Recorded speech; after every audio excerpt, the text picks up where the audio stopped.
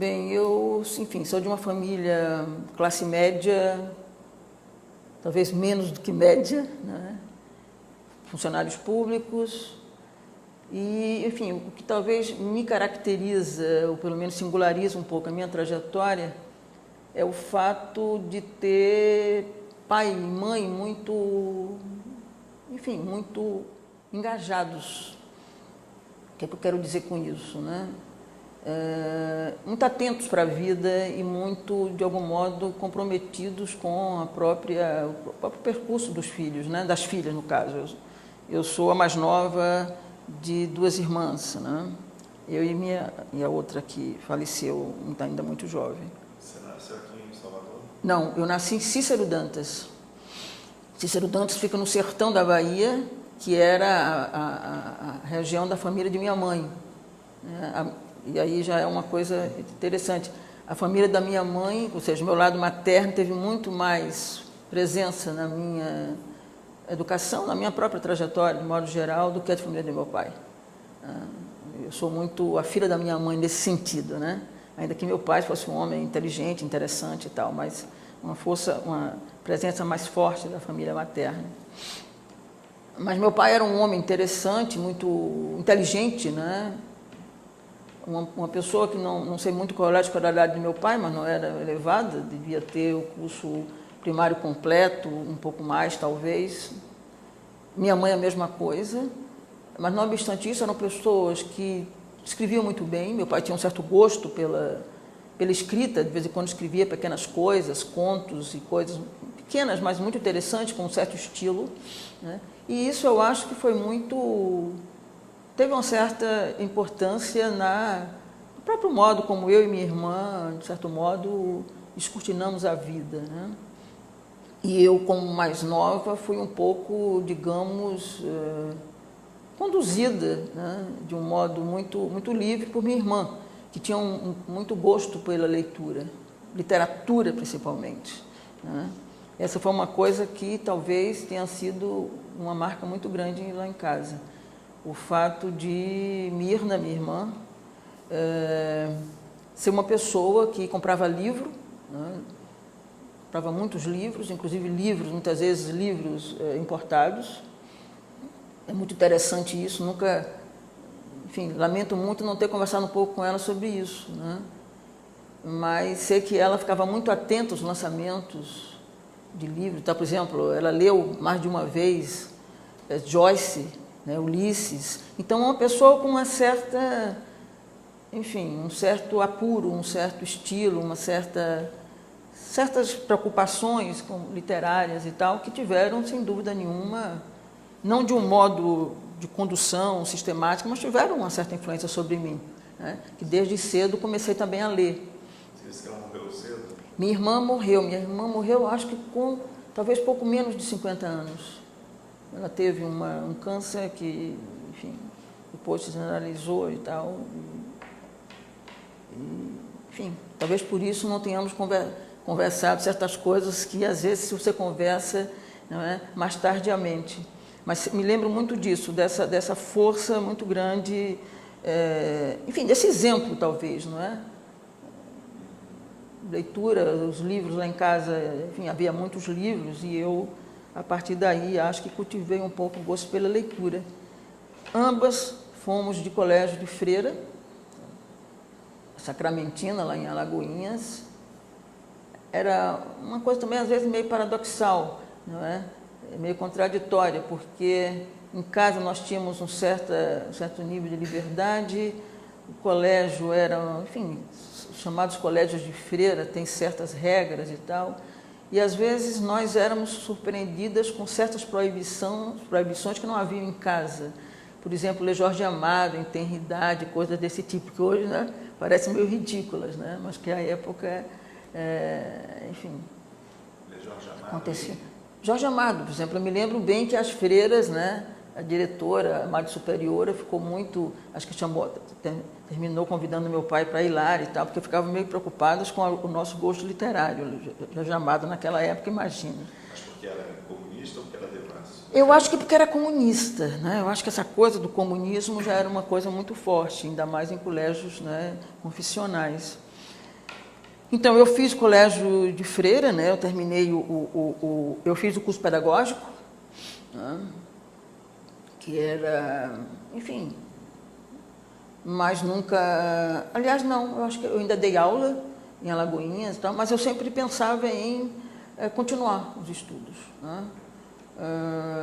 Enfim, pensava em vir para Salvador, porque naquela época nem pensar, não tinha nenhuma interiorização de universidades nem nada, né?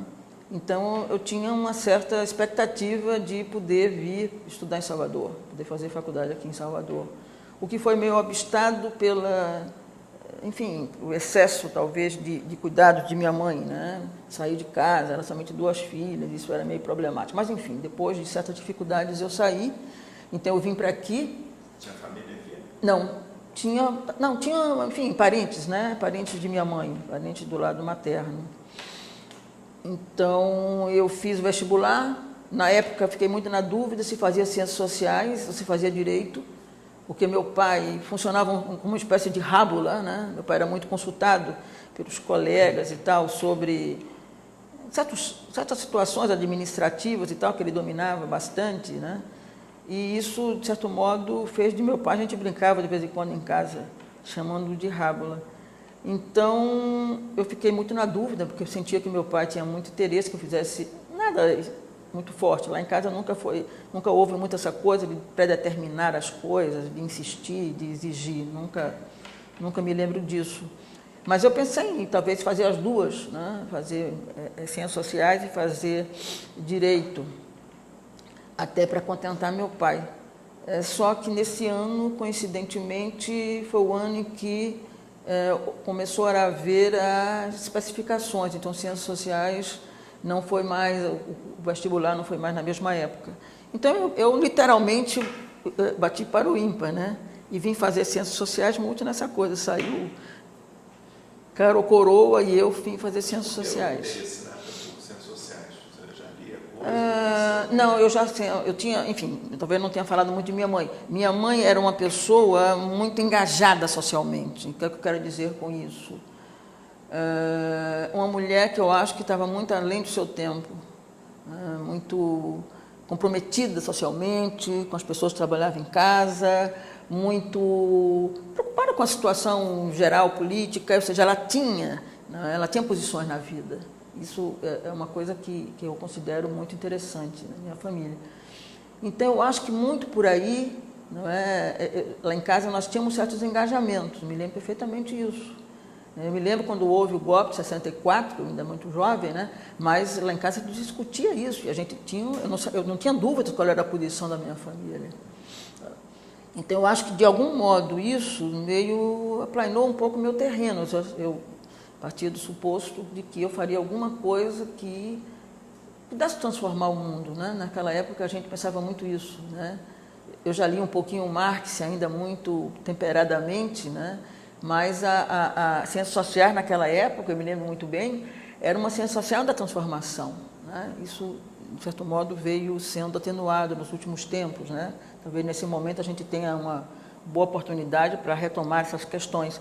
Mas eu me lembro que havia muito essa preocupação, transformar o mundo, mudar o mundo. E eu, como tive essa educação de colégio de freira, talvez isso, eu fui um pouco rebelde, né? Durante toda meu colégio de freira, depois aqui também, eu tinha discussões com professores. Eu sempre fui uma pessoa com certas posições, não é? Que eu acho que são muito posições decorrentes das posições que eu percebia que lá em casa se tomava. Não havia esse tipo de coisa, de ficar em silêncio porque a pessoa era poderosa, não tinha isso.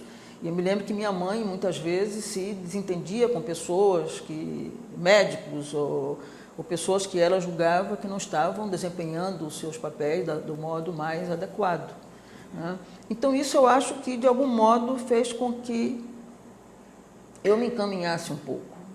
Enfim, minhas lembranças vão um pouco por aí. Você entrou no curso aqui em Ciências Sociais, aqui na Universidade Federal da Bahia, em 68? 68, exatamente, 68. Até 71, exatamente. 68, enfim, o militar já estava no poder, mas foi um ano de muita mobilização. Muita mobilização, muito. Eu me lembro que eu fazia muita mobilização. aqui na UFBA, hoje a UFBA eu acho que está muito aquém do que já foi, né?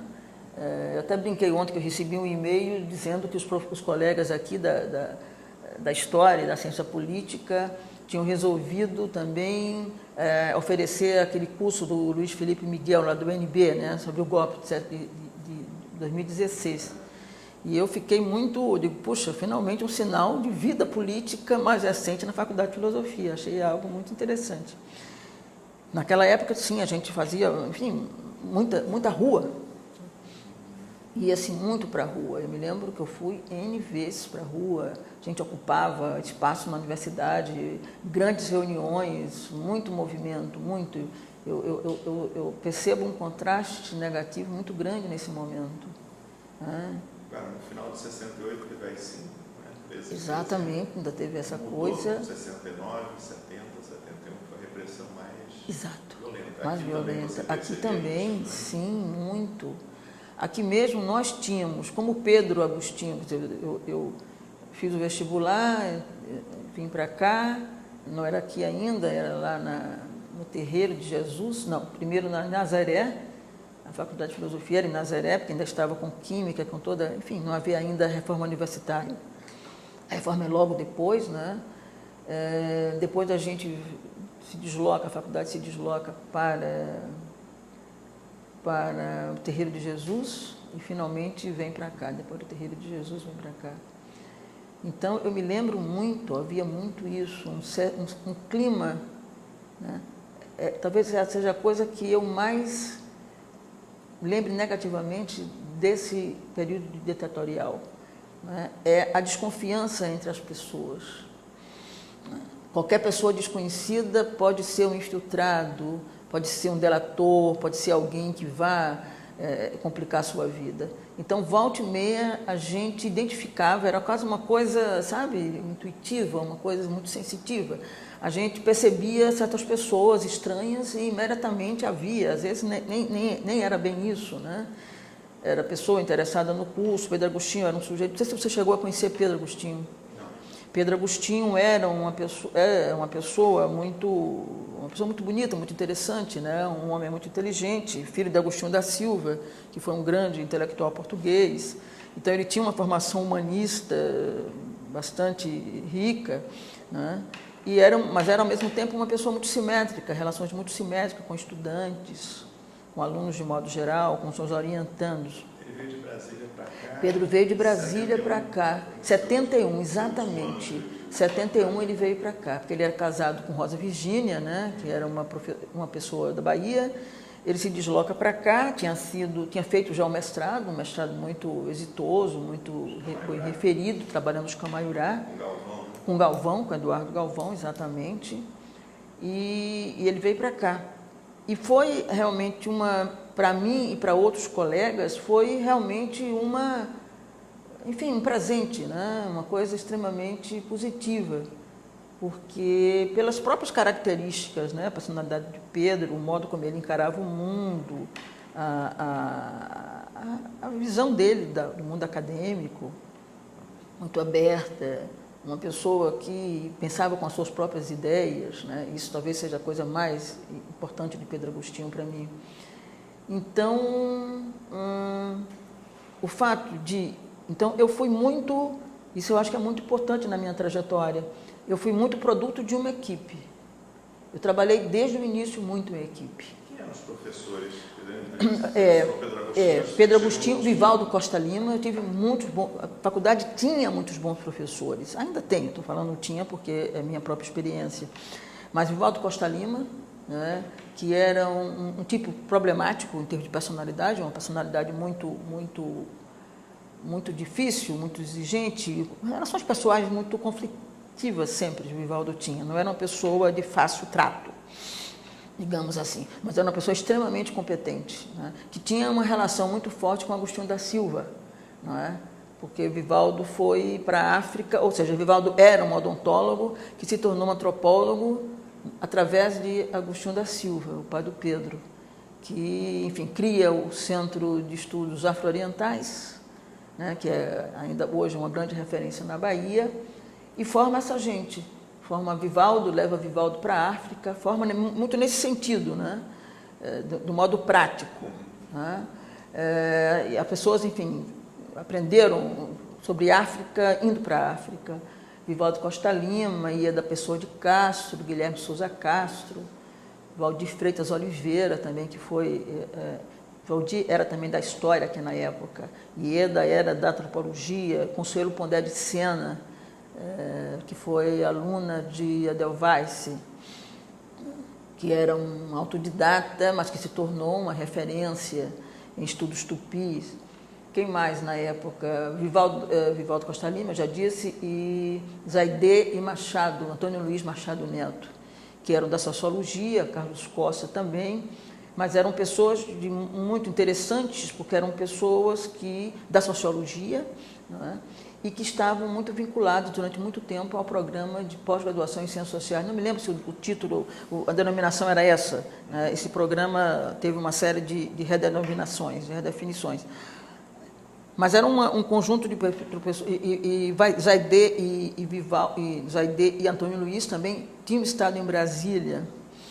Então, eles voltam na crise de Brasília, né? Como Pedro Agostinho vem na crise de Brasília e aqui se instala, porque foi convidado, na época, o reitor... Eu sei um pouquinho essa história por coisas que... Né? A própria história de Pedro, na própria memorial do Pedro e tal, que eu trabalhei um pouco nisso. Então, o que é que eu dizia?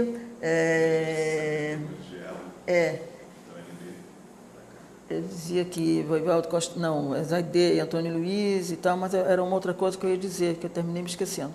Mas, enfim, o Pedro vem para cá por conta... Sim, o Roberto Santos, que à época era reitor da universidade, né, que depois acho que foi governador do Estado, depois ele se torna governador do Estado. Foi quem convidou Pedro, porque Pedro, né, era um sujeito com uma formação muito multifacetada, né?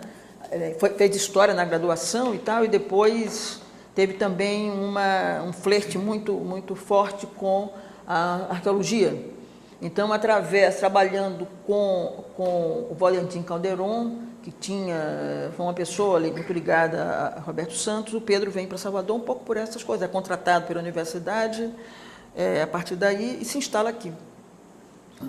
Como ele era um etnólogo, né, já tinha, enfim, trabalhado no Xingu, uma boa experiência de campo no Xingu e tal, ele vem para aqui e a grande questão era, vamos trabalhar os índios na Bahia.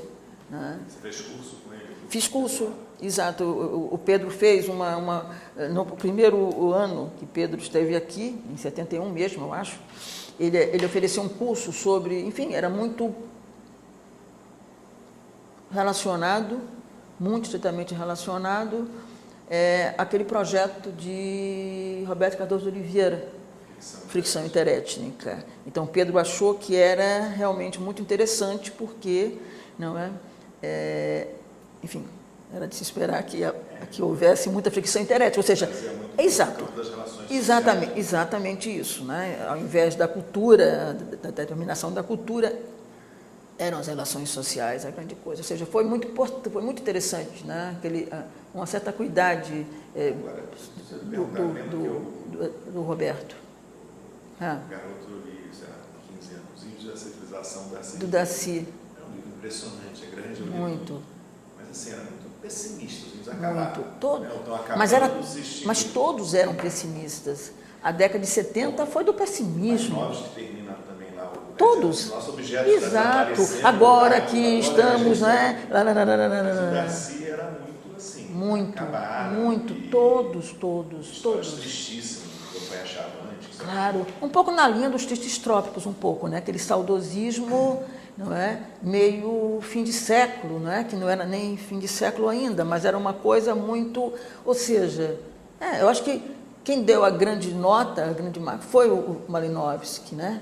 Com aquele entusiasmo de um lado, ou seja, agora que nós estamos, né, mais sofisticados e tal, não temos mais, todos desapareceram. Então, era uma coisa muito chocante, né, para uma pessoa, naquela época, jovem, não é, que se defronta com uma literatura tão pessimista. né? O Salles deveria ter vindo um pouco antes, não é? Para dizer que não é um objeto em via de extinção. Então, eu acho que o que nós fizemos aqui, não é? A sua pergunta foi ótima nesse sentido, foi um pouco, não é? Enfim, o Salles um pouco a Vala Lettre, né? Ou seja, não são um objeto em via de extinção, mas isso é uma coisa muito forte, não somente nas ciências sociais, na etnologia, muito presente na história. Esses dias eu estou trabalhando num livro sobre a trajetória de um grupo indígena, aliás, 2 grupos indígenas que se fundem, né? Aparentemente se fundem, os Cariri Sapuyá, do Recôncavo, né? Que estavam lá, já Jacobinas, né? No sertão, e depois se deslocam, são deslocados, melhor dizendo, para cá. E a gente percebe, lendo o Pedro Puntoni, né, a história dos bárbaros, a ideia do Puntoni é mais conservador do que Serafim Leite, da história da Companhia de Jesus. É impressionante isso. Né? Puntoni é de 2000 e pouco, Serafim Leite está lá atrás, 1940, entendeu? Quer dizer, ele acha que todos desapareceram. Não desapareceram. Né? Aquela coisa que o Serafim Leite diz lindamente, eram 50 e poucos no ano tal, e logo depois já eram 1000. Ou seja, esses índios não foram todos dizimados, resistiram, muitos foram dizimados, naturalmente, eu não quero também tornar esse processo colonial benigno, mas muitos resistiram. Agora, em 71, quando o Pedro Agostinho chega e você tem esse curso sobre ficção internet, a percepção sua, vamos dizer, senso comum aqui, havia índios na Bahia ou não? Ou vocês tiveram que descobrir? Não, a gente desconfiava que havia, sim. A gente desconfiava porque, veja só, a literatura mais recente, o Handbook of South America Indians, enfim, toda essa literatura, havia uma presença muito forte norte-americana naquela época, você sabe, era extremamente, todos eram, enfim, repetiam a mesma coisa, desapareceram, você lembrou muito bem, os arquivos, porque Darcy Ribeiro trabalha fundamentalmente os arquivos do SPI, não é? E a tônica era a mesma. O Galvão também tinha sobre a aculturação. Exatamente. A aculturação trabalhando, e depois o Schaden também, a aculturação guarani, etc. E tal. Mas todos eram extremamente pessimistas, ou seja, tudo tinha acabado. Se a gente, principalmente no que concerne ao Nordeste, aquela parte da civilização de Roberto era, de Darcy, era extremamente negativista. Mas a gente, tanto que havia essa percepção de que nós tínhamos que descobrir o que estava subjacente à literatura, porque grande parte dessa literatura era uma literatura de segunda mão, as informações de segunda mão. Um pouco aquela ideia, o viajante vai, o estudioso vai, o folclorista vai, depois dá notícia, e o handbook terminava sendo uma fonte meio divulgadora dessas coisas todas. Tanto que a gente tinha essa percepção mais crítica de que havia alguma coisa a mais, além do que aquilo que a literatura sugeria, é que o Pedro não teve dúvidas de fazer uma viagem, programar uma viagem para o extremo sul da Bahia, para os Pataxó, assim que começa o grupo de pesquisa que ele criou, o PNEB, o Programa de Pesquisa sobre Povos Indígenas no Nordeste Brasileiro. Você vai em 71? Exatamente, eu vou nessa equipe, era justamente a equipe do seminário que fez o seminário, a disciplina oferecida por Pedro, sob a forma do seminário.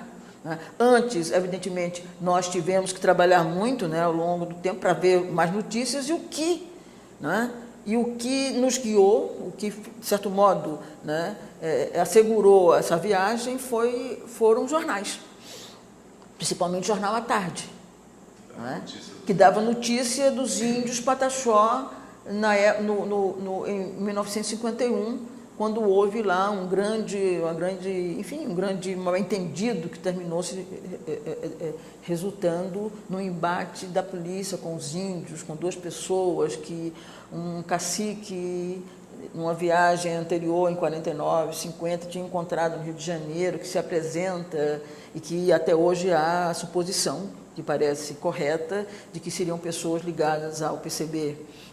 Então, foi a partir daí que a gente começa mais sistematicamente a a dizer, sem dúvida, aquilo que nós pensávamos está certo, ou seja, há índios na Bahia, né? Porque até então, eu acho que umas 12 pessoas, pouco mais, não lhe digo com toda certeza, mas... Vocês foram o que vestidas de freitas? Nós fomos, exatamente, chegamos até Porto Seguro, né? que à época era um paraíso perdido no tempo, né? 2 anos depois, ou 3, depois com a BR-101, BR-101 se transforma completamente, desenfreado, e antes do turismo, quase junto com o turismo, as serrarias, na exploração de madeira absolutamente incontida, e chegamos em Porto Seguro e alugamos uma embarcação, porque não tinha acesso, o acesso era muito precário, e chegamos por mar, né? Chegamos aos Pataxó por mar, que foi uma grande sensação. Você pode imaginar a gente chegando, Pedro Agostinho, né? Muito português e com certo sotaque e tal, que impressionou tremendamente os índios, que eu acho que pensaram que era a reedição da descoberta do Brasil. Foi interessante. E como é que foi a tua sensação na época dessa primeira experiência de campo? Olha, alguma coisa, enfim, primeiro, super atraente, não é? Quer dizer, sair, hoje eu entendo porque os estudantes, né, nossos bolsistas até hoje, adoram fazer curso, como agora tem uma coisa chamada ACC, que são disciplinas que têm um conteúdo prático, ou seja, tem que ir para campo, tem que fazer atividades práticas. Eles adoram, porque é uma forma de sacudir um pouco aquilo que acontece na sala de aula, muitas vezes desmotivadamente, muito aridamente, né?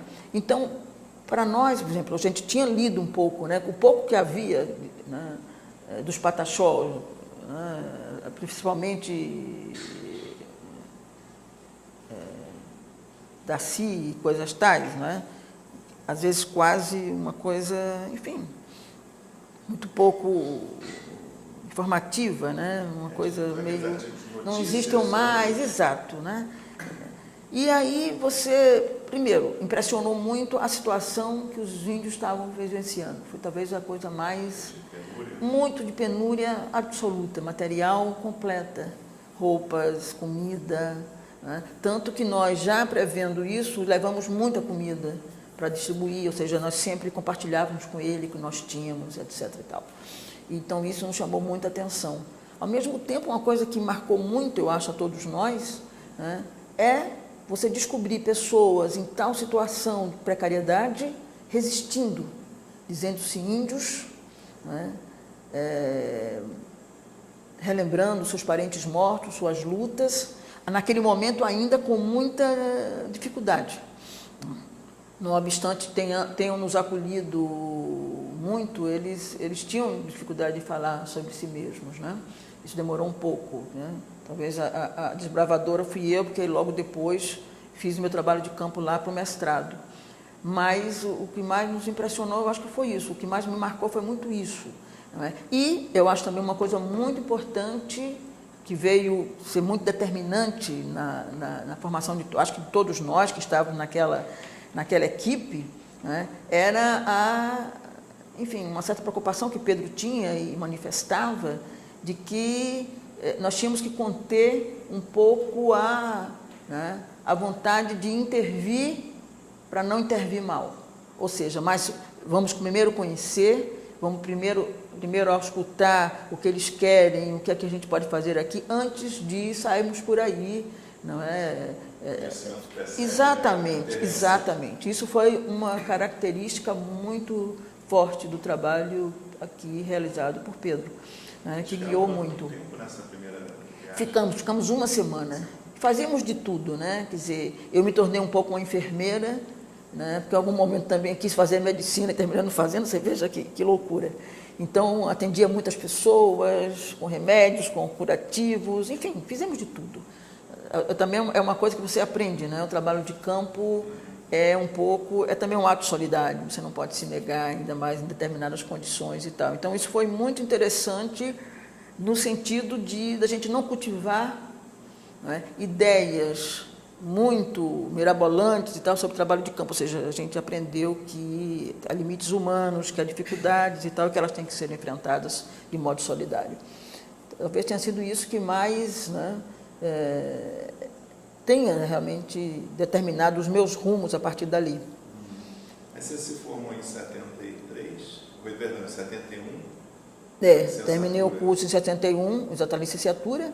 Eu acho que logo depois, não sei, não me lembro mais, logo depois, ou 72, que eu comecei o mestrado, né? Ou talvez 73.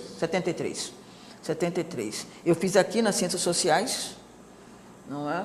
E sobre os Pataxó, exatamente isso. Pedro Agostinho de Orientador. Você voltou a campo? Eu voltei a campo, fiquei 7 meses em campo, né? Aquele período a gente realmente fazia muito campo. Foi sozinha? Fui sozinha, foi uma experiência interessante, fiquei muito tempo, acho que fazia intervalo, mas intervalos curtos e períodos de permanência um pouco mais longos.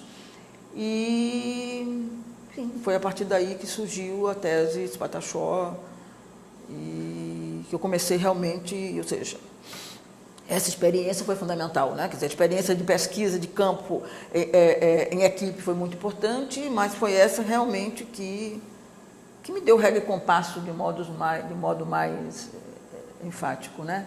Pedro Agostinho, eu vi no teu latte, informação de que você ficou responsável pelo acervo dele, pelo arquivo pessoal, de pesquisa. Quer dizer, não é nem que fiquei responsável, eu terminei me envolvendo mesmo com o acervo de Pedro.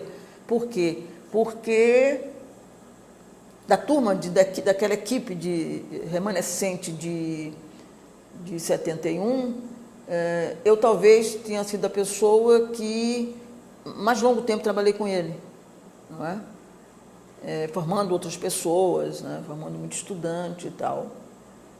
E quase que naturalmente eu me senti um pouco responsável e também acho que havia uma espécie de consenso também que eu deveria pegar o touro à unha. Né? Sabe como é que as instituições são, elas não se comprometem muito com esse tipo de coisa. E eu achava que por todas as razões, era preciso preservar o acervo dele. Tanto aquilo que eu tenho chamado de acervo de pesquisa, né, na produção dele, os trabalhos dele, os cadernos de campo, as anotações, muitos mapas Pedro tinha, né? Mas Pedro também era uma pessoa com um espectro de interesse muito largo. Ele era predominantemente etnólogo, né? Trabalhando com povos indígenas, mas ele tinha outros interesses, o campesinato português, né? Ele tinha embarcações, era um outro tema que o atraía muito, sem falar da política indigenista. Então, ele tinha muita coisa, e tinha uma boa biblioteca, né? Biblioteca individual, a sua biblioteca pessoal, digamos assim, né? E a sua própria bibliografia, né? Sua própria produção bibliográfica. Então, eu achei que que tínhamos que preservar isso e trazer para a Faculdade de Filosofia. E assim fizemos, eu e, evidentemente, um conjunto grande de pessoas que colaboraram, sem as quais essas pessoas teria sido impossível. Não é? Mas é um trabalho, enfim, você deve saber mais do que é um trabalho difícil, porque é longo, exige muito. Eu terminei, nunca tive problemas de alergia, peguei uma rinite chatíssima, né? Mas, afinal de contas, conseguimos trazer para cá. Então, o acervo de pesquisa está aqui, e hoje a gente tem uma boa colaboradora, Luísa Valentini, da USP, que está trabalhando na sua tese de doutorado sobre esses acervos de 60 a 70, né, Pedro Agostinho, Rafael Menezes Bastos e tal. Então, eu fiz um projeto de pesquisa logo depois, né, para conseguir bolsistas do PIBIC, e eles estão trabalhando, esses dois meninos que estão aí, estão trabalhando no acervo de pesquisa. A biblioteca de Pedro veio para a Faculdade de Filosofia, né, enquanto acervo de pesquisa, e a bibliografia por ele produzida, a sua literatura por ele produzida, está no chamado arquivo da Faculdade de Filosofia. Né? Então, isso está preservado. E eu acho que Luísa, enfim, está ajudando muito a gente classificar o material de modo a que possa realmente ser acessível ao público, né, de modo geral. Isso realmente foi uma coisa extremamente importante, eu acho. E Durante o teu mestrado, você não trabalhava ou tinha algum trabalho só? Ainda no mestrado, não. Não, eu tive bolsa, né? Tive bolsa e ainda escrevendo a dissertação, eu entrei na faculdade. Eu acho que 77, não, logo depois, estava terminando, que eu tive um pequeno atraso, até por conta do longo tempo de campo e tal. Nós pedimos uma prorrogação, acho que houve algum problema, não sei se alguma greve, alguma coisa. E logo depois, eu acho que concomitante, ou quase no final da dissertação, eu entrei na Faculdade de Filosofia, no Departamento de Antropologia. Tinha sido antes convidada pelo professor Calazans, que foi diretor da faculdade, que tinha sido meu professor lá no mestrado. Ele me convidou para fazer parte porque naquela época tinha uma coisa chamada um Departamento de Problemas Brasileiros, que era algo próprio da ditadura, criado na ditadura. Estudo de problemas brasileiros, exatamente. Ai, chatíssimo, terrível, né? Enfim, eu tinha uma visão muito crítica disso. Sei que os professores também, que provavelmente tinham, mas né, eram meio constrangidos a fazer. Aqui era um conjunto de palestras, né, que às vezes davam a minha turma era uma turma muito insubordinada e tal. Então, o professor Calazans me convidou justamente para entrar em problemas brasileiros. Eu recusei, dizendo a ele que politicamente não podia. Ele dizia, não, mas é justamente por isso que eu gostaria que você entrasse. Eu não recusei, achei que era um ônus muito forte.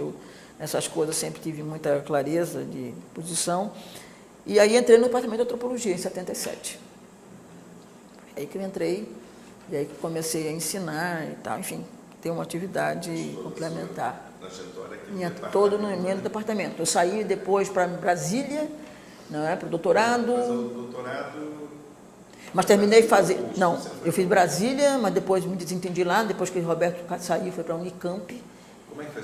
Você foi para Brasília? Eu saí daqui, porque Roberto Cardoso e Melati estiveram na minha banca de mestrado. Não é?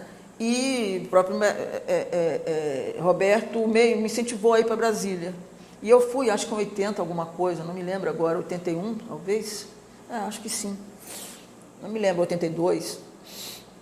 Então, eu fui para Brasília, e eu tinha enfim, sabia que eu precisava ter uma experiência de campo diversa, né, em contexto etnográfico distinto ao que eu tinha até então tido, que era o sul da Bahia, o extremo sul da Bahia. Então, discutindo com o próprio Melati e o Roberto, mais precisamente o Roberto, consideramos a possibilidade dos Canamari, né, lá do Vale do Javari, no Amazonas. Eu achava que isso era importante, até para ter, para ter uma percepção, talvez, enfim, comparativa, né? Essa coisa da comparação que eu continuo supondo que é algo muito importante. Você que escolheu hoje? Não, eles, sem dúvida nenhuma, não, eu participei muito, eu participei muito. Eu queria também, ou seja, talvez se eu tivesse mais clareza da dificuldade de chegar ao Javari, né, eu tivesse pensado num meio termo, né? Mas afinal já foi interessante. Esse projeto. Sim. É engraçado falar que ele não gostava de campo. Né? Acho que não gostava de campo. Ele enfim, faz um pouco de sentido. Ao mesmo tempo, é uma pessoa, né, Sim, com um etnógrafo da melhor qualidade, sem dúvida. Mas, enfim, foi uma experiência muito rica lá em Brasília, mas no final, já na tese, eu me desentendi com o Melati. Melati era muito diferente de Roberto, enfim, uma coisa também do meu temperamento. Hoje eu me responsabilizo muito mais do que o próprio Melati. Aliás, nunca eu responsabilizei, não. Achei que era uma coisa que, enfim, que eu que tinha, de certo modo, provocado. Compatibilidade pessoal ou teórica? Não. Enfim, eu era muito livre com o Roberto. E eu sou uma pessoa que não sei trabalhar com orientadores que fiquem cerceando ou que fiquem predeterminando e tal. Eu nunca gostei. Então, sempre gostei muito de trabalhar para o bem e para o mal. Sempre gostei de trabalhar muito sobre a minha própria liderança, né? Com o Roberto eu tinha muito isso. Ainda que ele, às vezes, me chamasse a atenção, que você faltava aula. O Brasília é muito, né? Às vezes era um pouco angustiante para mim. Mas, enfim, mas eu tinha com o Roberto um pouco mais de liberdade, que eu não tive tanto com o Melati, ou seja, como se tivesse um pouco de incompatibilidade de gênios, né? Não obstante ele ser muito delicado, um gentleman, mas enfim, eu quase na defesa da tese, eu retirei a tese, que foi considerada uma coisa louca, né? Enfim, se comentava que era, enfim, um suicídio. De certo modo, não foi fácil, foi uma coisa que me causou um certo ostracismo. Muito poucos. Exatamente, depois. Naquela época não, se contava um pouco nos dedos, talvez por isso que para algumas pessoas o meu caso não repercutiu e tal. Quanto tempo você ficou morando em Brasília? Eu fiquei, não morei tanto tempo, eu acho que um ano e pouco. Né? Depois vim para Salvador. O erro talvez tenha sido isso, porque o Melati queria, enfim, tem razão, hoje também eu cobro dos meus orientandos quando eles desaparecem, não é? Mas, enfim, eu era meio rebelde, como eu lhe disse. E fiquei 1 ano e meio, mas eu não tinha problemas com Brasília. As pessoas de Salvador, em geral, né, se pensam uma baiana em Brasília. Não, eu não sou baiana típica. Até porque eu não sou baiana típica, né? Eu vim do sertão, essa coisa toda e tal. Então, eu não tive nenhum problema com Brasília. Eu vivia muito bem lá, gostava de Brasília e tal. Não era Salvador, mas isso eu já sabia. Mas me adaptei muito bem a Brasília. Então, voltei, não é? Foi complicado, porque, afinal de contas, eu tinha pedido licença para fazer o doutorado, né, não ter concluído e tal, né, mas foi uma decisão tomada e demorou algum tempo para retomar. Eu retomei em 90 e alguma coisa, na USP, com Lux Vidal. Quer dizer, naquela época, às vezes eu tenho que explicar. Não, tranquilo. Muitas pessoas faziam doutorado muito mais tardiamente na vida, Sim. né? Quer dizer, já trabalhavam, davam aula, sim, publicavam, exato. depois era uma espécie de, não vou dizer consagração, mas era um momento mais maduro da trajetória exato. acadêmica. Coisa que mudou Hoje muito. é o primeiro passo, sem Coisa ser que doutor, mudou você muito, não exatamente. faz Quer dizer, quase nada, né? mas no meu caso, foi esse acidente em Brasília, essa questão, esse incidente, melhor, em Brasília, não, tomei há pouco antes de vir, que fez com que eu atrasasse, né? Porque a rigor, a ideia era Pedro, porque eu e Pedro quase saímos ao mesmo tempo. Pedro vai para o Museu Nacional, eu acho que em 81, e logo depois eu vou para Brasília, nem espero ele voltar. Eu tinha uma certa pressa de fazer. Né? Mas com essa retirada da tese, essa coisa toda, isso me chocou um pouco, não posso negar. Fiquei algum tempo meio... Né? E retomei muito por insistência de Araci Lopes da Silva, né? Que era uma pessoa com quem eu tinha muito boas relações e tal. E aí retomei em Brasília e foi aí que eu fiz o doutorado. Mantive os Canamari, mas fiz novo trabalho de campo e foi muito bom nesse sentido. Porque a minha tese em Brasília, né, o meu tema era um pouco a continuação, né, era uma coisa ainda na antropologia econômica. Né? Interessante, eu continuo achando a antropologia econômica muito interessante, mas...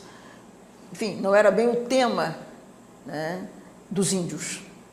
Eu acho que tem muito essa coisa também, né, na própria organização social, cultural Canamari, o econômico não é tão importante, muito mais importante se mostraram a mitologia, o ritual e a própria história também, que eu explorei um pouco, mas mitologia e ritual. Então eu tive que dar uma guinada de muitos graus, né? Conheci um pouco a literatura, Lévi-Strauss, essa coisa toda, mas uma coisa é você fazer leituras, espaços, essas coisas todas na área, outra coisa é você realmente trabalhar um tema específico, como mitologia ritual, temas que me exigiram muito mais leitura, mas foi muito, muito interessante. Eu faria tudo de novo, talvez. Você aproximou um pouco mais da história, talvez? Talvez. Mas não foi somente isso sim, porque não, é uma outra coisa. No caso, eu sempre tive um pouco essa preocupação, né? Não de origens e tal, mas um pouco achando que certos fatos históricos podem explicar certas situações no presente, né? Sempre tive um pouco esse suposto. E nos Pataxós foi importante, porque, não é, enfim, a forma como eu entrei ali no campo, me relacionei com os índios, foi muito, depois de vencidas certas resistências, o chamado Fogo de 51. Não é? Então, a história teve um papel muito importante, mas a história entra no PNEB, e por extensão também na minha trajetória, muito com a criação do Fundocim, né, que é um projeto dentro do PNEB, que é o Fundo de Documentação Histórica Manuscrita sobre os Índios da Bahia. Que era o quê? Que era a tentativa de identificar nos arquivos públicos, a começar do Arquivo Público do Estado da Bahia, documentação que pudesse lançar luz sobre a história dos índios e do indigenismo na Bahia. O PNEB foi criado pelo Pedro Agostinho. O PNEB foi criado pelo Pedro Agostinho e também o Fundocim. Ambos foram criados pelo Pedro Agostinho. Você se tornou coordenadora do PNEB? Eu me tornei coordenadora do PNEB, não é... Enfim, acompanhei toda essa coisa e a partir do momento em que Pedro não reunia mais as condições objetivas para continuar coordenando, eu assumi a coordenação do PNEB. Até por uma questão de outras pessoas não terem demonstrado interesse, ou seja, elas tinham interesse em permanecer como pesquisadores, mas não coordenando. Ou seja, coordenar as coisas, coordenar instituições, é uma dor de cabeça, você deve saber isso mais do que eu. Agora, eu ia perguntar também, gente, do doutorado, mas em 80 você criou a ANAI, né? Associação Nacional de Apoio. Eu e alguns colegas, o próprio Pedro, exatamente, foi muito importante. Foi muito importante. Como é que foi o processo que levou? Olha, a gente um pouco sentia, né, no próprio trabalho da gente, no próprio curso do trabalho, nas próprias dificuldades que se interpunham ao desenvolvimento de projetos, que a universidade, às vezes, né, mais embaraça do que facilita projetos, a condução de projetos e tal. Isso a gente, enfim, acho que todo mundo tem essa experiência. Então, às vezes a gente conseguia recursos, entrava no fundo comum da universidade para você conseguir que aqueles recursos tivessem uma visibilidade ligada ao seu projeto e portanto, não é, uma melhor tramitação, era muito difícil. E, afinal de contas, a gente tinha certos compromissos, né, com os próprios índios e tal, né? Quer dizer, naquele momento, muito mais do que hoje, não é que eles tivessem uma dependência, eu acho que não é bem por aí, mas eu acho que eles tinham certas... Se bem que eu não sei, eu acho que hoje talvez isso tenha até... Não é, hoje, da parte dos índios, há muito mais expectativa, não é? E, às vezes, eu acho que eles meio superdimensionam a nossa possibilidade enquanto captadores de recursos, não é? Então, eles hoje pensam muito grandemente, né? Muitos recursos, uma embarcação, uma coisa. Naquele momento, não, eram coisas muito menores, não é? Mas era muito difícil você conseguir gerir recursos dentro da universidade. E, ao mesmo tempo, também, você tinha muita limitação, não é? Inclusive nós que vivemos da ditadura e tal, muita limitação de posicionamentos políticos. Então, foi isso que nos levou muito à criação da ANAI. Ter um canal, não é, que não se confundisse com a universidade, uma organização não governamental. Isso, naquele momento, ajudou muito, não é?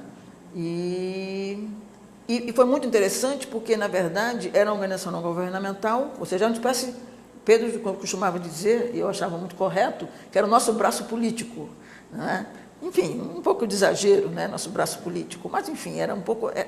a nossa preocupação era que pudéssemos ter mais liberdade para pensar, para dizer, para fundamentalmente dizer, não é? Porque a ANAI foi muito isso, não é?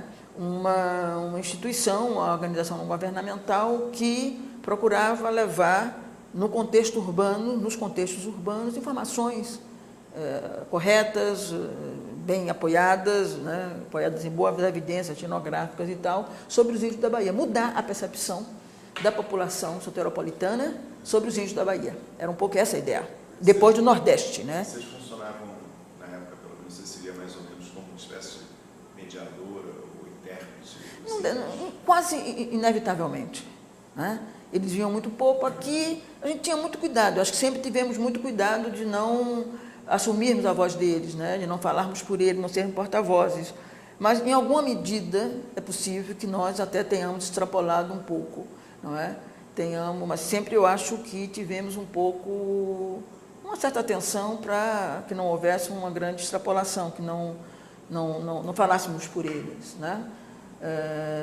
Mas hoje, sem dúvida nenhuma, se a gente for comparar com aquele período, hoje, sem dúvida nenhuma, a gente tem muito menos... Enfim, a gente não fala mais por eles, a gente não tem nem essa veleidade mais, etc. e tal. Ocorreu uma transformação grande no campo da antropologia, né? Acho que sim. Pós-moderno. Muito. Né? De falar pelos índios. Exatamente, a coisa dialógica, essa coisa toda e tal, isso sem dúvida nenhuma não é... Né?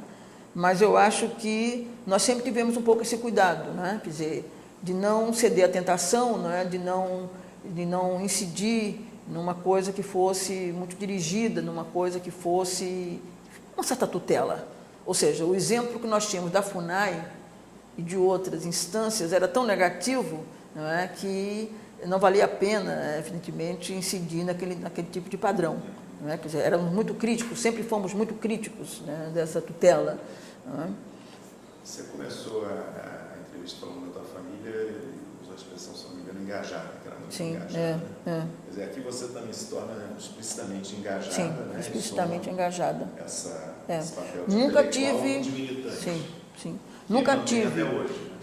Nunca tive preocupação, até porque eu acho que sempre tivemos aqui, e eu posso dizer que eu sempre tive eu pessoalmente, muita preocupação dessa militância não se tornar uma coisa, né, que determinasse de um modo muito dirigido o trabalho acadêmico. Eu sempre tive muita preocupação que o trabalho acadêmico se deixasse orientar também por razões acadêmicas, né? Ainda que tivesse também muita clareza que, né, evidentemente, não havia dois mundos, né? O mundo acadêmico perfeito, uma torre de marfim, né? Mas sempre tive um pouco dessa preocupação, de não forçar um pouco, de não, enfim... né? Sempre procurei usar lentes bifocais nesse sentido, entendeu? Para ampliar um pouco a percepção. Não, um equilíbrio difícil. Estou lembrando que o Weber, quando faz os tipos do cientista e do político, né? E ontem a gente teve a experiência também de entrevistar o Motti, que em 80 criou o grupo gay, mesmo ano do grupo gay da Bahia. E a sensação que dá é que o ativismo ele te coloca questões muito cotidianas e muito de interação com a mídia, muito né, imediatas a resolver, que você fica sempre nessa tensão entre o trabalho acadêmico, que é mais de longo prazo, mais afastado, mais distanciado, né, vamos dizer assim, e o cotidiano que exige você estar, enfim, respondendo a questões e demandas cotidianas. Sim, sem dúvida. Não sei como é que você mas veja só, eu sempre equilibrei um pouco, já que você colocou termos weberianos, um pouco mesmo da ação social, não é? Quer dizer, a minha ação social é também produto determinada pela ação do outro. Eu sempre pensei muito nesse sentido, não é? Quer dizer, a minha ação, né, a ação social é a interposição de ações, né? A minha, do outro.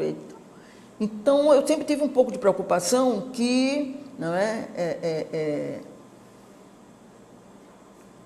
que eu não vivesse 24 horas, né, que meu trabalho fosse um trabalho engajado, mas que não se confundisse com um engajamento automático e fácil. Né? O meu engajamento, eu sempre procurei que ele fosse muito crítico. Né? Eu acho que não somente o meu, acho que todos nós aqui, mas eu estou pensando também em meus próprios termos. Então, enfim, se eu tenho uma crítica de Motti, por quem eu tenho um imenso apreço, e estou dizendo aqui porque eu já disse a ele isso, né? Ele me pediu até um tempo para pensar e depois me responder e fez isso, né? O Motti é muito genuíno nessa coisa, é que às vezes o Motti deixava com que certos supostos, né, permeassem excessivamente o trabalho acadêmico, que eu acho de excelente qualidade. Mas, às vezes, eu sentia no trabalho acadêmico um certo viés, e aí viés mesmo, um certo viés engajado, o que me preocupava e não me entende, quer dizer, que eu era um pouco crítica. Motti tem um trabalho acadêmico de excelente qualidade, em termos da história mesmo, inclusive em história indígena, né? Ele tem um trabalho extremamente... Motti tem um faro para a documentação histórica extraordinária. O que ele encontrou de documentos, qualquer pesquisador né, se sentiria realizado, ou seja, ele tem uma... Né? Mas então, eu sempre tive um pouco essa preocupação, talvez um pouco aquela diretiva lá inicial, né? Não podemos intervir sem ter um conhecimento. Eu acho que essa diretiva foi fundamental. E enfim, eu aceitei, por exemplo, conversar com você, porque tenho boas referências suas, sei do extraordinário trabalho do CPDOC, jamais me recusaria. Mas eu não gosto muito de falar de mim. Entende? Também não é aquele coisa, eu detesto falar de mim. Não é isso. Eu sou um pouco tímida, não parece, mas eu sou tímida. Né? Eu trabalhei muito a minha timidez, né? Mas eu sou um pouco tímida, eu sou mais para tímida do que para exibida, digamos assim. Né? Então, eu tenho muita dificuldade de falar de mim. Né? Não gosto da exposição. Então, eu nunca gostava muito de imprensa, então só fazia isso quando não tinha ninguém a postos que pudesse me substituir ou fazer por si mesmo. Então, eu preservei muito esse lado, né? Entendeu? Uma certa discrição nas atitudes e tal, por uma questão mesmo de perfil, de personalidade e tal. Mas acho que o engajamento é importante. Você começou como professor aqui na Universidade Federal do Bahia em 77? Exato. Então tem 40 anos. Né? 40 anos. Me aposentei em 2016, eu acho. Foi titular em 2015? Eu fui titular, exato, fui titular e logo depois, eu acho que em dezembro eu me aposentei, em novembro e tal. Porque eu tenho um problema de coisa de idade, aumentar, enfim, que termina me causando alguns problemas. Mas, enfim, me aposentei em 2015, Mas você final. Participando na pós? Sim, continuo nas pós, no pós-afro, na pós-graduação de Ciências Sociais e continuo com bolsista PIBIC. Então, não dá para você, né? Você se aposenta porque você já tem tempo e tal, mas você enfim, não é possível, de repente, você dizer, não, primeiro que eu ainda acho que posso trabalhar mais, não é? Que posso escrever mais, que posso orientar mais. E agora a minha ideia é escrever mais. Eu acho que escrevi menos do que poderia ter escrito, né? Porque eu sempre achei que não dava para fazer só o que eu queria. Eu tinha um compromisso institucional de formar pessoas, tanto na graduação quanto na pós-graduação. Então, terminei escrevendo menos do que eu gostaria. Sim, exatamente, que são, né, inevitáveis. Eu tive uma coisa, até por me recusar a assumir cargos, eu nunca gostei disso. Nunca gostei, algumas pessoas gostam porque acham que dá poder, nunca foi o meu intento esse tipo de trajetória com cargos. Eu, a rigor, só assumi, né, a coordenação do PINEB, porque era uma coisa importante intelectualmente para mim e politicamente, e eu fui, num pequeno período, eu fui coordenadora do PPGA, logo depois que o programa de pós-graduação em antropologia foi criado. Do resto, eu fui professora, né? E posso lhe dizer que ensinei todas as disciplinas do departamento, até porque eu não queria cargos, eu achei que eu tinha que, né, ficar muito à vontade para que ninguém me pressionasse a assumir cargos. E, de fato, isso aconteceu. O departamento entendeu que eu estava dando mais do que a rigor, não é, me seria exigido, mas isso foi muito em função de não assumir cargos. Então, nunca assumi. Então, talvez por isso até eu orientei muita gente e me ressinto de ter escrito menos do que poderia e deveria. Mas vamos tentar recuperar o tempo. Você teve várias experiências de campo, né? Muito, não, nunca larguei o campo. Acho o campo fundamental. Estou agora num campo muito particular, que é o campo histórico, porque estou fazendo uma etnografia histórica, não é? Eu já venho desde 97 com essa documentação, mas a ideia é fazer realmente uma etnografia de caráter histórico da trajetória desses dois grupos indígenas que são deslocados do sertão, né, das Jacobinas, né, que é aquela região do sertão da Bahia, e vem aqui para o Recôncavo. Então, estou trabalhando nisso nesse momento. Ou seja, um espectro, são 500 e poucos documentos recolhidos ao longo desse período e outros documentos de coleção, de outras coleções, né, e um trabalho que está, enfim, me instigando muito, que eu espero até setembro, ter alguma coisa pronta nesse sentido. Tem duas perguntas. Sim, tranquilo, pode ficar à vontade. Não, tranquilo. Passou pela sua Pode fazer todas. De pesquisa e profissional, mas uma mais geral é em relação à antropologia na Bahia. Você mencionou vários personagens que foram importantes. Agora, você passou, né, toda a sua trajetória, exceto pelas saídas, né, do doutorado no Brasil e em São Paulo, aqui. Vamos dizer, o grande centro da antropologia brasileira ficava ali no Museu Nacional, Unicamp, USP, Brasília, né? Quer dizer, um quadrilátero ali. Exato. Quer dizer, não é uma antropologia de periferia, né? Sim, mas afastada desse grande centro. Fique tranquilo. Se relacionavam com este, olha, os grandes programas fundadores da antropologia. Essa é uma questão, né, que passou a me interessar um pouco, ou a me provocar, a me suscitar mais interesse, muito mais recentemente. É curioso isso, não é? Eu nunca,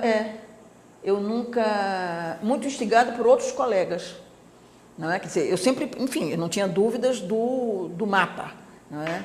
Do mapa brasileiro acadêmico, não é? E engraçado, interessante que, acho que ano passado, eu participei de uns 10 anos do PPGA, que estava presente o Otávio Velho, né, e apresentei um pouco uma coisa sobre a antropologia na Bahia naquela época, né, e eu tive que pensar um pouco a própria região, porque a Bahia, Celso e João, né, João, a Bahia tem até um determinado momento, que talvez tenha sido o que, final dos anos 70, a Bahia, na verdade, nunca se pensou, né? E eu acho que isso, de certo modo, foi muito também incutido nas pessoas que estavam no mundo acadêmico naquela época, pelo menos é assim que eu vejo a coisa, né? A Bahia nunca se pensou muito como Nordeste, quer dizer, inclusive ela foi alçada a Nordeste, não é? Quer dizer, ela era Sudeste, alguma coisa do tipo. Antigamente, né? Era Sudeste. Exatamente. Leste, exatamente. Até hoje é interessante isso, que na etnologia isso se apresenta. Os índios do sul, extremo sul da Bahia, estão no leste. É assim que o ISA classifica e outras instituições, né? Salvador foi capital do país. Exatamente. Então, Salvador, não é? Nesse dia até a gente lembrou nessa coisa Bahia, Europa e etc. e tal. Então, Salvador nunca se pensou perifericamente. Isso é muito interessante. Eu fiz entrevistas, mas não só em antropologia, sociólogos, ciências políticas e outros, Piauí, Belém. E era comum, às vezes, ter no passado a sensação de muita distância e isolamento, que hoje com a internet, sim, muito, viagens, exato, hoje reduziu muito, mas ainda há.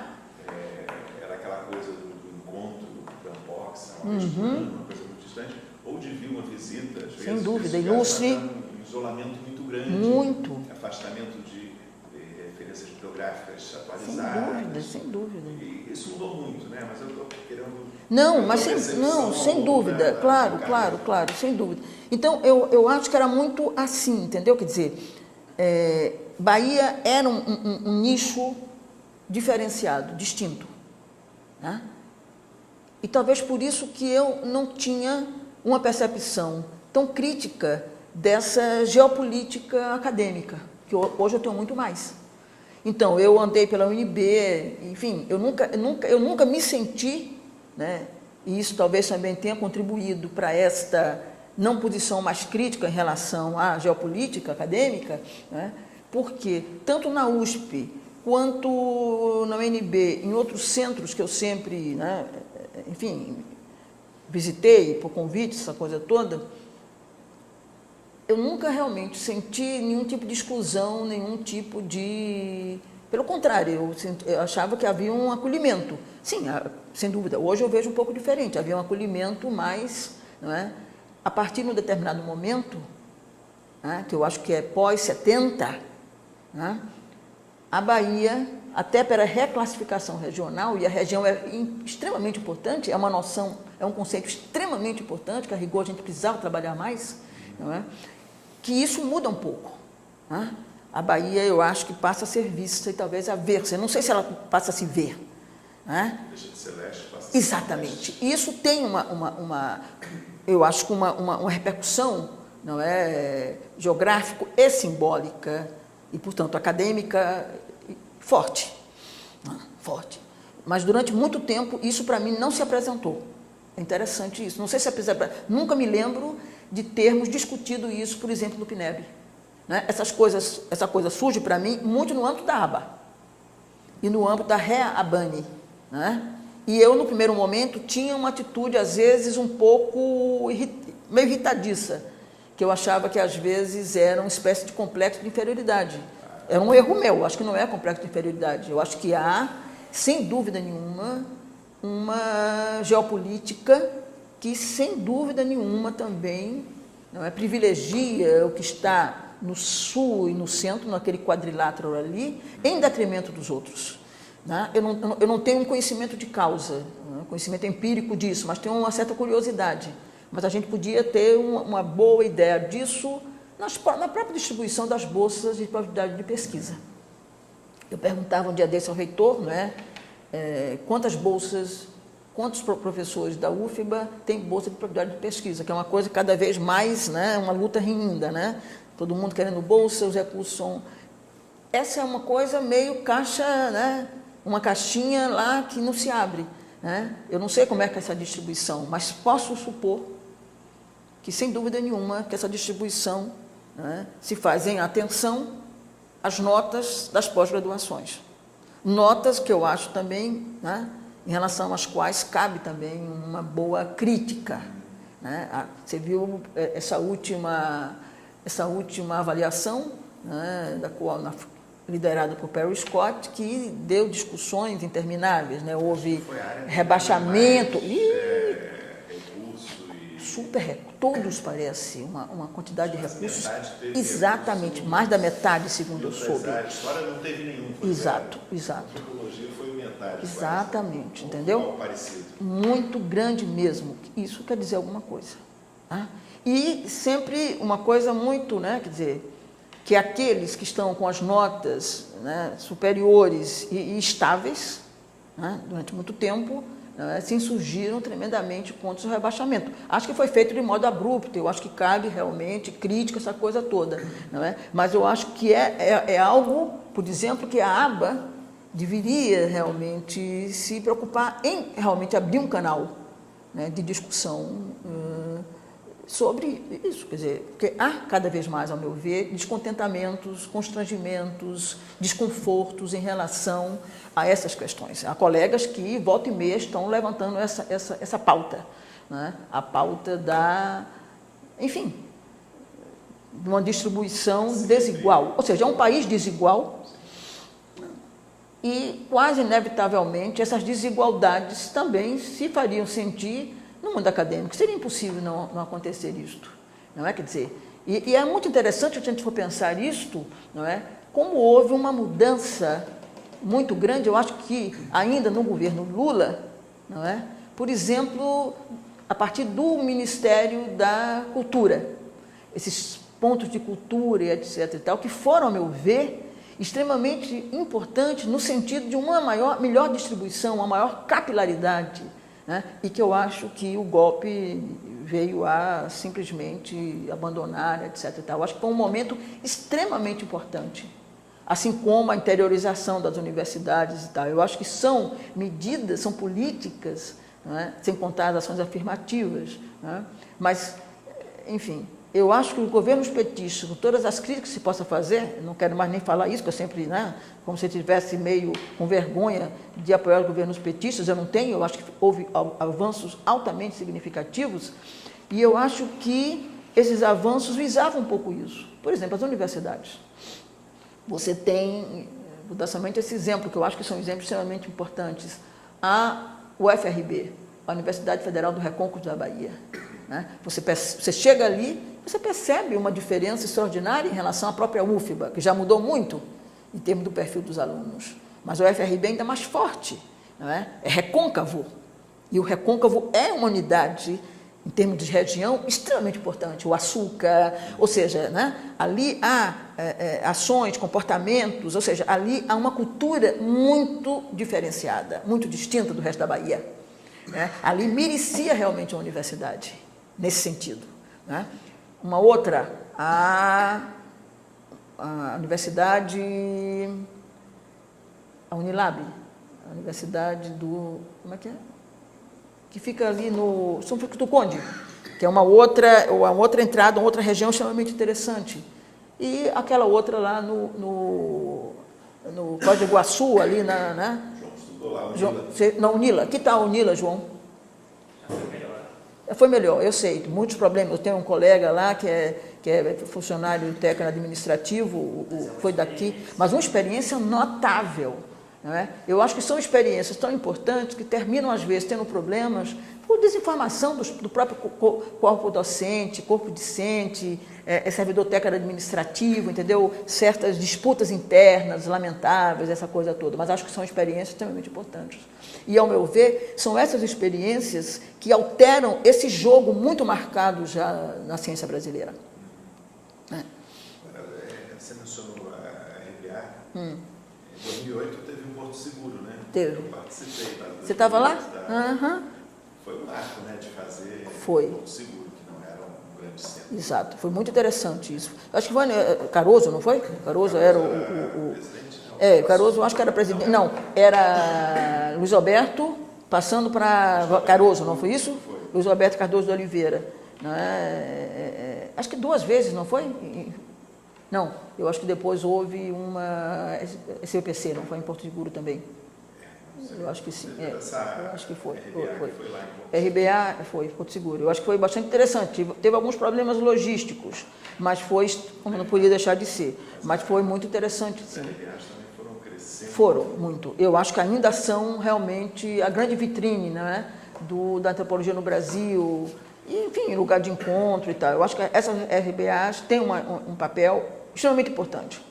Ao meu ver, muito mais do que as ESABANES, aquelas outras lá no Sul e etc. e tal. Eu acho que a ABA é hoje uma entidade que tem que ter crescente consciência do grande significado do seu trabalho, da sua liderança. Mas, vamos cumprir aqui meu roteiro. Não sei se tem alguma coisa que você quer falar que eu não toquei. Tem uma pergunta que eu sempre faço com curiosidade, no final para todos, que se você tivesse que destacar um livro, assim, uma trajetória toda, sei lá, que te marcou muito, o que é que tiver em mente, uma leitura de impacto? Olha, eu acho que Os Argonautas me marcou muito, acho que marcou a todos, né, porque aquela viagem que desloca para outros mundos e tal, eu acho aquilo ali extremamente interessante, né, eu acho extremamente importante. Mas vou lhe dizer uma coisa que eu acho que, em geral, não se dá muita relevância e que eu sempre achei muito importante, talvez em função da própria importância que essas fontes tiveram para os supostos índios extintos, que são os registros deixados pelos folcloristas, pelos assim chamados folcloristas. Eu leio com interesse e um certo encantamento essas fontes, sempre li com muito enlevo, não é? Porque, primeiro, é um registro, não é, que preenche uma lacuna importantíssima em momentos em que a ideia era de terra arrasada completa, nada ficou. Então, você lê, por exemplo, o Carlos Estevão, não é? Você lê o próprio Estevão Pinto, o Studart Filho no Ceará, ou seja, pessoas que a rigor são etnólogos, mas que muitos deles foram um pouco classificados como folcloristas, o que eu acho que não é nenhum demérito, não é? Mas eu acho que deixaram, e ao mesmo tempo eu acho que esses folcloristas antecederam muito o trabalho dos antropólogos. que eles tiveram, através dos seus registros, né, publicados e não publicados, eles tiveram uma importância muito grande no sentido de emitir sinais positivos em relação à presença desses povos que estavam meio escondidos, né, até por vontade própria. Né? Por exemplo, aquela reunião do Carlos Estevam no Museu Nacional, não é, dando notícia de que havia, assim, índios no Nordeste, ou seja, eles têm um papel muito interessante e, às vezes, com registros extremamente delicados, no sentido de cultivados, registros realmente, né, muito bem feitos, de alguém que realmente viu, não é, ouviu e tentou registrar o mais delicadamente possível. Né? E um outro autor que eu acho que é extremamente importante, mesmo sendo tão preconceituoso quanto porque, né, era um culturalista empedernido, é o Curto Nimendaju. Eu acho o Curto Nimendaju uma fonte também importantíssima, inclusive para você aprender a fazer boa etnografia, né? Mesmo com, eu insisto, com aquela posição, às vezes, tão, enfim, que causa um certo sentimento de, mas como um antropólogo, não é? Enfim, mas um autodidata da capacidade, do interesse de, não é?